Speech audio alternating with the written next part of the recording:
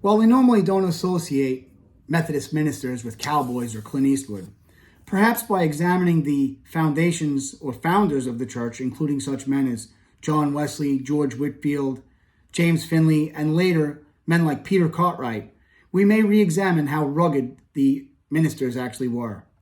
My name is Robert Smith. I'm a student at Liberty University taking American Christian Heritage History 530. In Dr. Roger Schultz's video presentation on the Second Great Awakening, he explores that awakening as an important event and keys in on revivals such as the Cane Ridge, Kentucky revival, as well as circuit riders such as Peter Cartwright. These ideas were intriguing to me, but later when we watched the PBS series on God in America, I became fascinated with the idea of circuit riders such as Cartwright. So I began to look at the history of Methodism. According to D. Andrews, John Wesley's Methodist Church originated and developed during the American Revolution. He states, coming of age in the heated and unpredictable years of the revolutionary struggle, the only American church that can make this claim, the Methodists were literally the children of the Revolutionary era.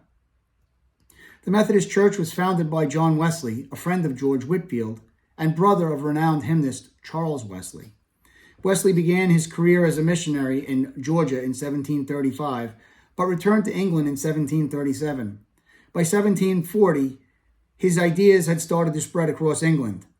While he was in America, Wesley began to experiment with ideas that would later become part of his preaching style, such as prayer meetings, female church officers, hymn singing, preaching outdoors, and preaching to the poor and outcasts, such as African slaves. When he returned to England, George Whitefield took up the Pietist movement in America. The belief of men like Wesley and Whitefield essentially stressed the free will of the believer to accept Christ, in contrast to Calvin's belief that faith comes only from God, universal salvation as opposed to election themes of Calvin, as well as a conversion of experience of the empowering presence of Christ in our hearts. James Finley became a Methodist preacher in 1809 after experiencing the Cane Ridge, Kentucky revival. In Mark Teasdale's article, Peter Cartwright and the Emerging National Identity in Antebellum America, the point is made plain that the areas of Kentucky and Illinois were once the frontier. At that point, in his autobiography, Cartwright noted that the central feature of American identity as it was growing was the idea of liberty.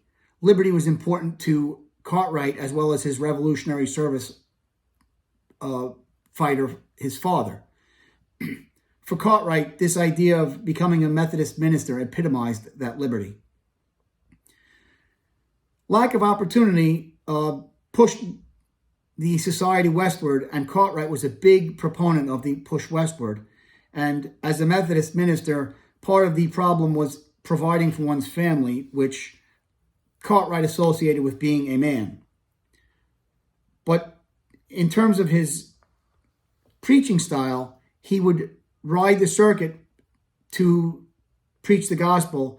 And he's quoted as saying, a Methodist preacher in those days, when he felt that God had called him to preach, instead of hunting up a college or biblical institute, hunted up a hardy pony of a horse and some traveling apparatus, and with his library always at hand, namely Bible, hymn book, and discipline, he started, and with a text that never wore out nor grew stale, he cried, "Behold the Lamb of God that taketh away the sin of this world."